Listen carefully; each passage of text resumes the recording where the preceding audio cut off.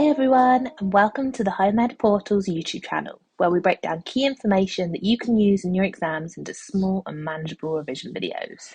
Today we are going to be finding out about 4 key literary devices.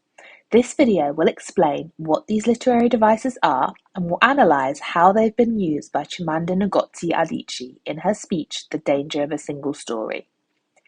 In this video, I'll be zooming in on where Adichie uses these devices in her speech and will explain what the effect she intended these literary devices to have.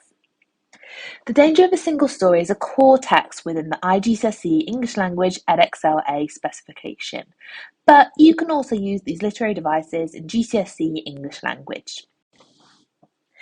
If you find this revision video useful, don't forget to hit subscribe to be kept up to date about new videos that we upload to our channel.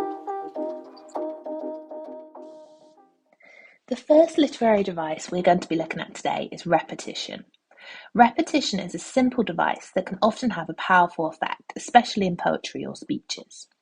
Repetition can be used by writers to create rhythm or to emphasize a certain point within their text. The writer may choose to either repeat a single word, phrase, or sound within their text to create a certain effect. The most apparent example of repetition within The Danger of a Single Story is when Adichie keeps repeating the phrase single story, that she also uses as part of the title of her speech.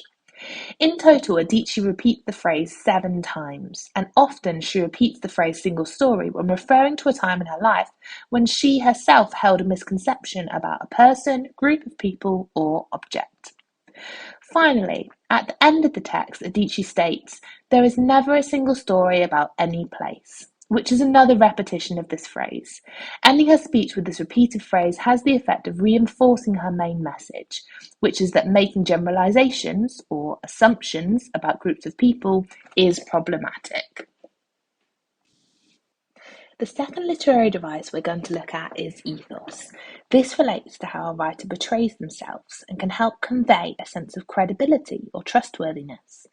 This is a persuasive technique and helps persuade the reader that the author is reliable. Here we can see that Adichie uses ethos to present herself as a reliable and trustworthy storyteller. Within the first few lines of her speech, Adichie corrects her mother's statement about the age that she started reading, saying that the age of 4 was probably closer to the truth. This has the effect of conveying a sense of Adichie's humility and suggests to the reader that Adichie's depiction of the events that she outlines is reliable and less likely to be exaggerated. Adichie uses ethos again in line 61, when she declares that she too is guilty in assuming a single story about Mexican people. This declaration of her guilt has the effect of emphasizing that Adichie herself is an ordinary person who makes the same mistakes as many others, and further adds to her position as a credible narrator.